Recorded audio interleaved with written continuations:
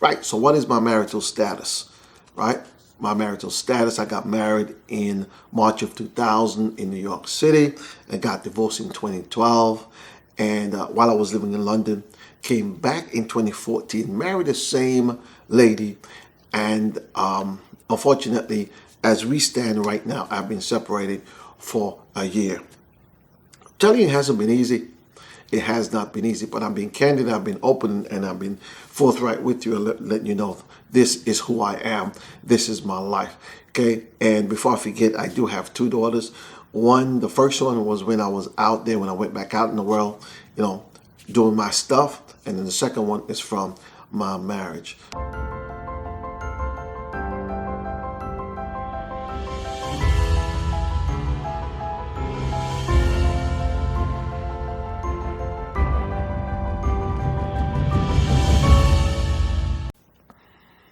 Yeah, one of the things that I forgot to mention is that, with that chronic sinusitis, I'm constantly clearing my throat.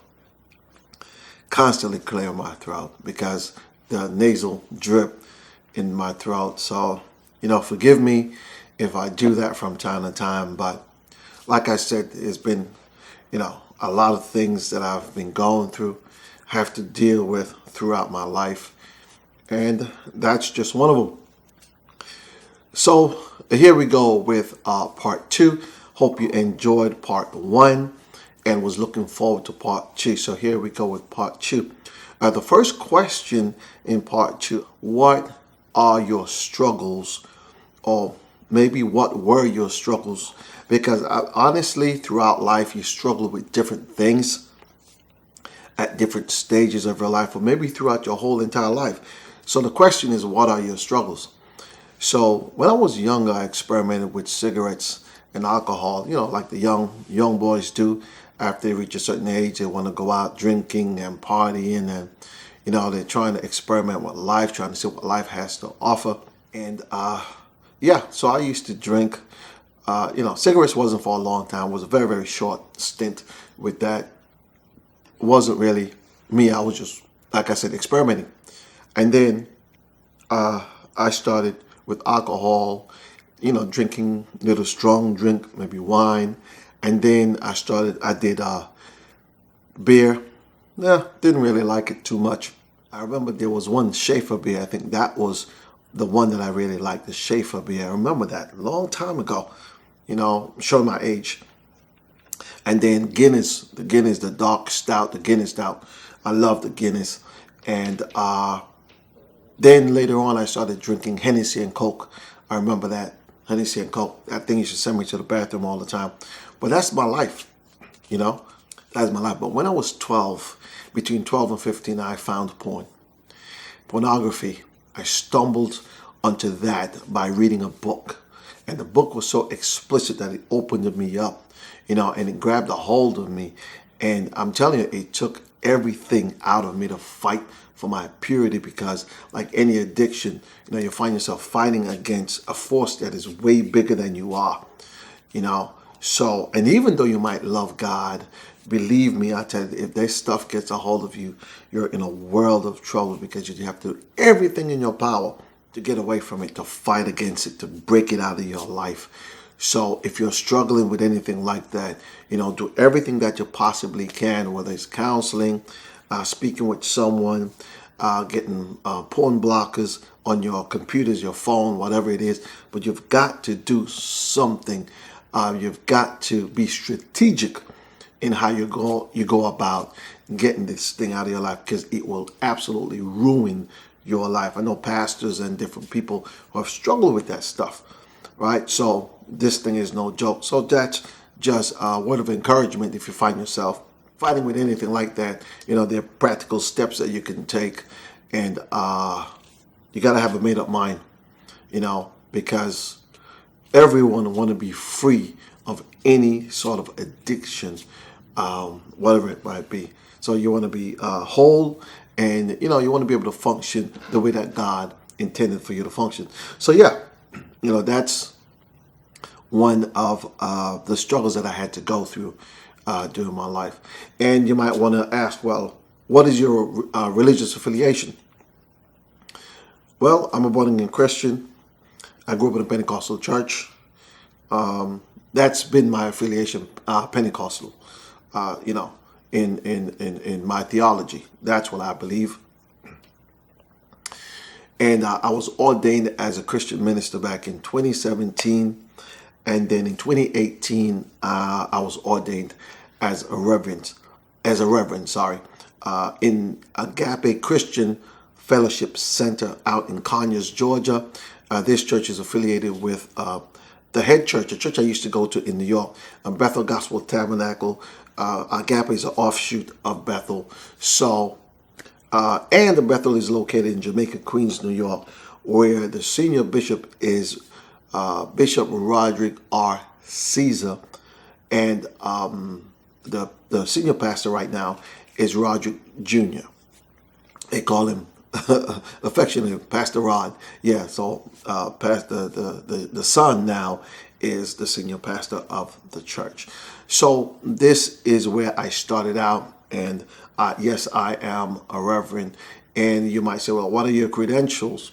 Well, just say I started Bible school in New York back in the 90s. Didn't finish, but I went to London, and in 2009, you know, thereabouts, almost as soon as I got there, I started seeking out Bible school. So I went to Bethel Bible Institute in New York, and then when I went to London, I went to Shiloh Bible Institute, which is located in Dalston, right by the Shiloh Pentecostal Church.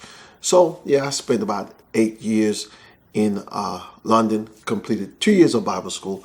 First year, I came out with a certificate in theology, and the second year I came out with a diploma in theology. So that's where I stand where that is concerned. And been thinking about going to seminary, and I have attempted to, but the COVID came around and really messed things up. But that's still something that I'm thinking about. Right, so what is my marital status? Right, my marital status, I got married in March of 2000 in New York City. I got divorced in 2012. And while I was living in London, came back in 2014, married the same lady. And unfortunately, as we stand right now, I've been separated for a year. Telling you, it hasn't been easy. It has not been easy, but I'm being candid, I've been open, and I've been forthright with you and letting you know this is who I am. This is my life. Okay. And before I forget, I do have 2 daughters. The first one was when I was out there, when I went back out in the world, you know, doing my stuff. And then the second one is from my marriage. Right. So, like I said, but later on, at some point later on, I'll talk to you about, you know, my marriage, separation, and divorce, but not in this video. We will talk about that at another time. Right, so you might want to ask, well, what made you want to preach? Listen, it's not something I really wanted to do. However, I believe that God has been calling me from ever since I was little, okay? So I've been feeling that in this way, that God's really been leading me in the way of preaching and teaching for a very long time. I've gone to places around the world. I've been in London, here in the U.S., in different places, and people have pointed me out and said, young man, God has been calling you to preach. So I know it's true. Not only that, but when I was young, when I was little, my grandmother told me a story that she saw in a dream a preacher. They called him Brother Mulcair. He had a little squinty eye. One eye was a little, you know, it would open just that much, and the other eye would be fully open. And they say I've got a similar look to him. But in the dream, he said, he was speaking to people, and my grandmother was there, and her sister. My grandmother's name is Geraldine. Her sister's name was Ma. And so both of them were there in that dream, and they both had the same dream, because the man said in the dream that child would be a preacher. And henceforth, they call me, you know, in the family, they call me Brother Mulcair. You know, that's my nickname because of the dream.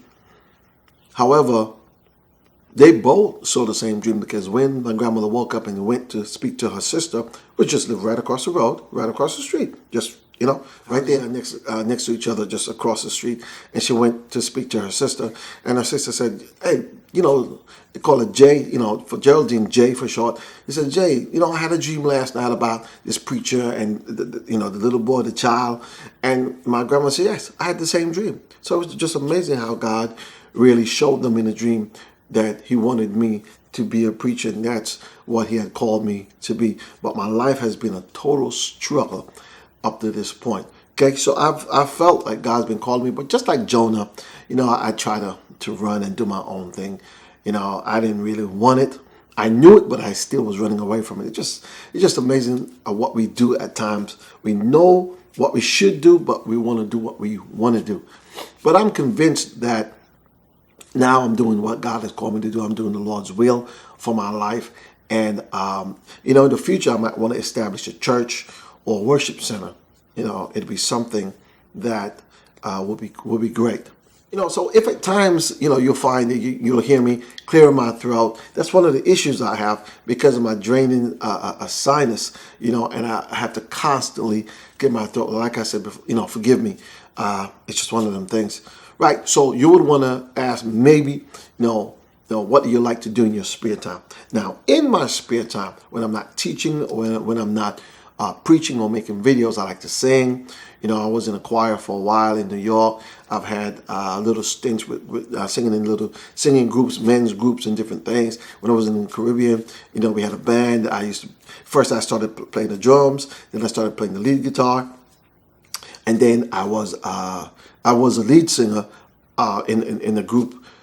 Probably I think two separate groups, but I was lead. I sang lead from time to time and different things, and made a couple of recordings, which back then it was really nothing. So it's nothing I put my hand on and say, yeah, here you go, listen to this. Well, I can't do that right now. I think there's copies. A friend of mine in London had sent me a copy of one of the recordings I did some time ago, but I don't know where that is. And then when I was in New York, I was part of a choir in my church in Bethel. And also I got an opportunity to be in a choir. T.D. Jakes was having a crusade, and I was part of the citywide choir for that crusade. So I've had opportunities to do some stuff among other things that I don't really need to mention. I've met quite a few famous people, singers and stuff, gospel arena, and so yeah, but I love singing. That's just one of the things that I like to do. I was a worship leader in Agape for a time, and yeah. So when I'm not singing and when I'm not teaching and stuff, I also like to bake and stuff like that. I'm going to go back to the baking in a second. But I also got the opportunity to be a crusade counselor at a Billy Graham crusade back in 1991 in Central Park. That was an experience, a highlight of my life to really do something like that. So that was absolutely amazing. Okay, so when I'm not making videos, when I'm not teaching, and when I'm not doing, that type of stuff, I also like to bake cakes.